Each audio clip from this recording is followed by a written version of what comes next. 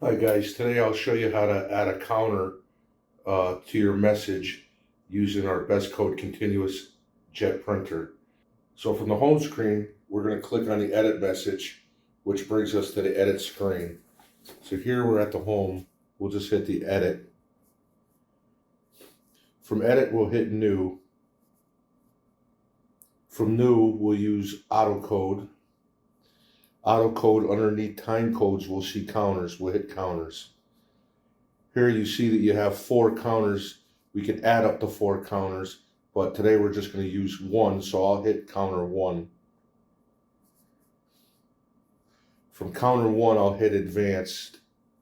So after we hit advanced, this would be the second step, is to set the parameters of the counter.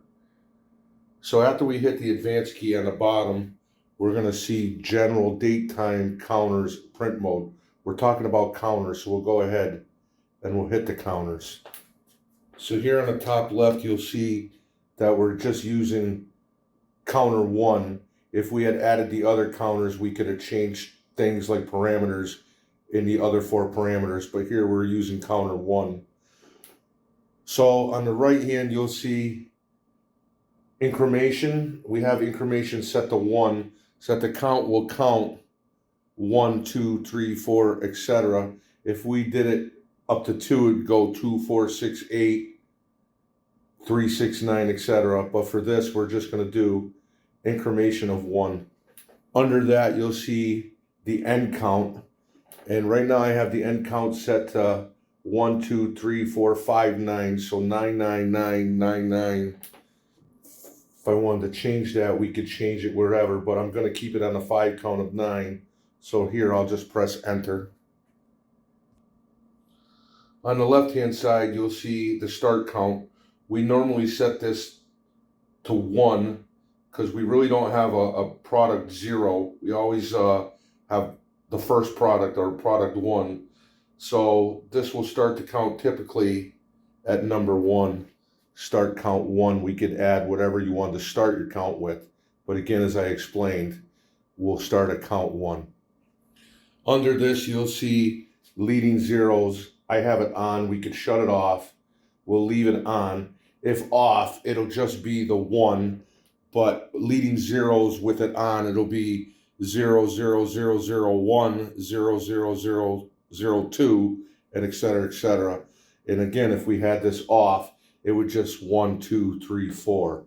So leading zeros, I'm going to leave that to on.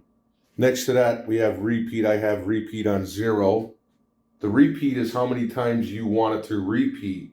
So it's going to go up to 99999 and then repeat again. Next to that, we have count trigger. We have the count trigger typically set to print. We could change it to product just by hitting the circle button to photo cell. I'm going to keep it to print. Typically, we want to trigger the count every time the printer has printed the message. We can change the product, which the photo cell hitting the product. But again, typically, we want to trigger the count every time the printer has printed a message. Lastly, the counter resets. We have different options there, but this defines how the counter is reset. We can choose to have that off, which means that the counter will never reset, or we can do it with it on, so the message selected, it will reset the counts. We could do it with print off, which means we have turned the printer off and then restarted the printer, it will reset the counts. So with this, at the end of the night, when you shut your printer down or turn your printer back on, it'll automatically start your count back at 0. So we do have the message set in. So now if I just hit the back button here, you'll see counter 00001, and we have that set to 1, so every time it clicks here, we'll go 00001, 00002, etc., etc. But this is how we put a counter into one of our best code continuous inkjet printers. Thank you.